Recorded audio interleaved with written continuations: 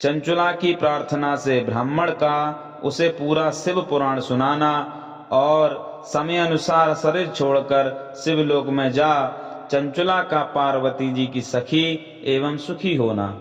ब्राह्मण बोले, नारी, सौभाग्य की बात है कि भगवान शंकर की कृपा से शिव पुराण की इस वैराग्य युक्त कथा को सुनकर तुम्हें समय पर चेत हो गया है।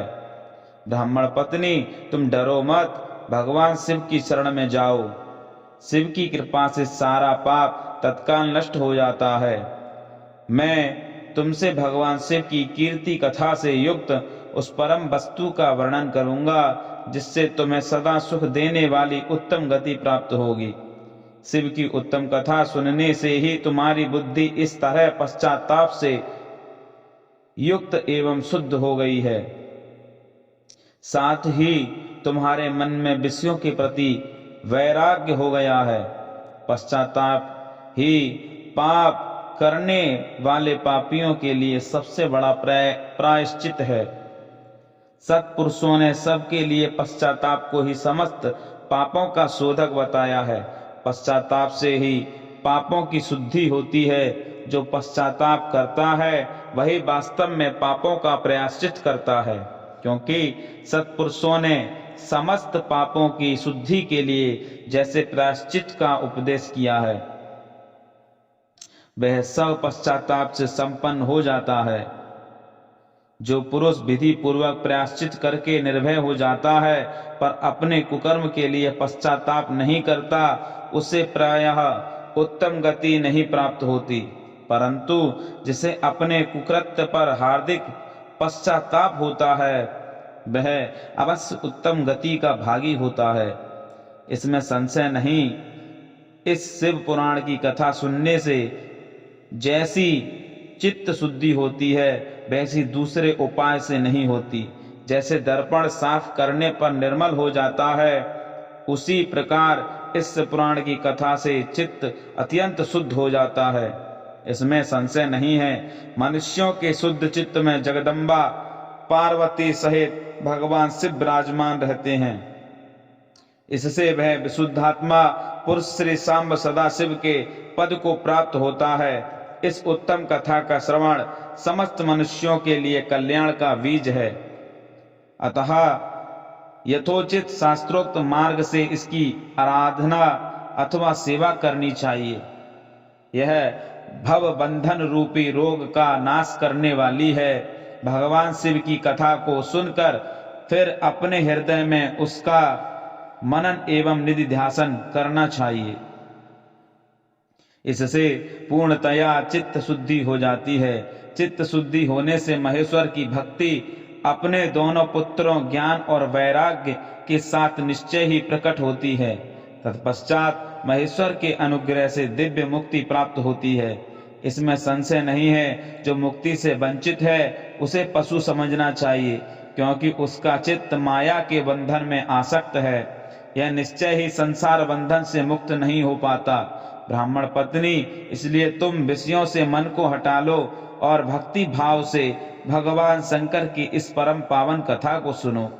परमात्मा शंकर की इस कथा को सुनने से तुम्हारे चित्त की शुद्धि होगी और इससे तुम्हें मोक्ष की प्राप्ति हो जाएगी। जो निर्मल चित्त से भगवान शिव के चरणारविंदों का चिंतन करता है उसकी एक ही जन्म में मुक्ति हो जाती है। यह मैं तुमसे सत्य कहता हूँ। सूत जी कहते हैं, सौनक, इतना कहकर वे श्रेष्ठ शिव भक्त ब्राह्मण चुप हो गए। उनका हृदय करुणा से आर्द्र हो गया था। वे शुद्ध चित्त महात्मा भगवान शिव के ध्यान में मग्न हो गए। तदंतर बिंदु की पत्नी चंचुला मन ही मन प्रसन्न हो उठी। ब्राह्मण का उक्त उपदेश सुनकर उसके नेत्रों में आनंद के आंसू छलक आए थे। वह ब्राह्मण पत्नी चंचुला हर्ष भरे हृदय से उन श्रेष्ठ ब्राह्मण के दोनों चरणों में गिर पड़ी और हाथ जोड़कर बोली, मैं कृतार्थ हो गई। तत्पश्चात उठकर वैराग्य युक्त उत्तम बुद्धि वाली वह स्त्री जो अपने पापों के कारण आतंकित थी, उन महान शिव भक्त ब्राह्मण से हाथ जोड़कर गदगद वाणी में बोली, चंचुला ने कहा, ब्राह्मण शिव भक्तों में श्रेष्ठ स्वामिन, आप धन्य हैं, परमार्थदर्शी हैं और सदा परोपकार में लगे रहते हैं, इसलिए श्रेष्ठ साधु पुरुषों में प्रशंसा के योग्य हैं। साधो, मैं नरक के समुद्र में गिर रही हूँ, आप मेरा उद्धार कीजिए, उद्धार कीजिए। पौराणिक अर्थ तत्व से संपन्न जिस सुंदर शिव पुराण की कथा को सुनकर मेरे मन में संपूर्ण विषयों से वैराग्य उत्पन्न हो गया, उसी इस शिव पुराण को सुनने के लिए इस समय मेरे मन में बड़ी श्रद्धा हो रही है।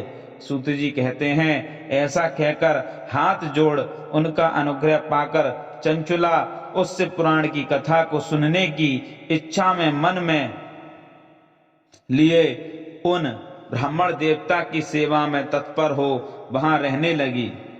तदंतर शिव भक्तों में श्रेष्ठ और शुद्ध बुद्धि वाले उन ब्राह्मण देव ने उसी स्थान पर उस स्त्री को शिव पुराण की उत्तम कथा सुनाई।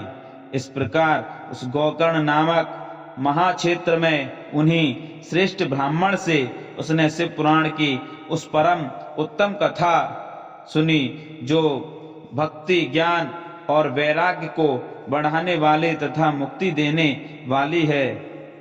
उस परम उत्तम कथा को सुनकर वह ब्राह्मण पत्नी अत्यंत कृतार्थ हो गई। उसका चित्त शीघ्र ही शुद्ध हो गया। फिर भगवान शिव के अनुग्रह से उसके हृदय में शिव के सगुण रूप का चिंतन होने लगा। इस प्रकार उसने भगवान शिव में लगी रहने वाली उत्तम बुद्धि पाकर शिव के सच्चिदानंदमय स्वरूप का बारंबार चिंतन आरंभ किया। तत्पश्चात समय के पूरे होने पर भक्ति, ज्ञान और वैराग्य से युक्त हुई।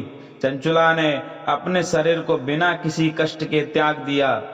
इतने में ही त्रिपुर शत्रु भगवान शिव का भेजा हुआ एक दिव्य विमान द्रुत गति से वहां पहुंचा, जो उनके गणों से संयुक्त और भांति भांति के शोभा साधनों से संपन्न था। चंचुला उस विमान पर आरूढ़ हुई और भगवान शिव के श्रेष्ठ पार्षदों से उसे तत्काल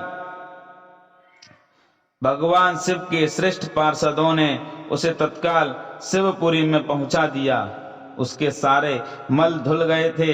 वह दिव्य रूप धारणी दिव्यांगना हो गई थी। उसके दिव्य अवयव उसकी शोभा बढ़ाते थे। मस्तक पर अर्धचंद्र का मुकुट धारण किए वह गौरांगी देवी शोभाशाली दिव्य आभूषणों से विभूषित थी।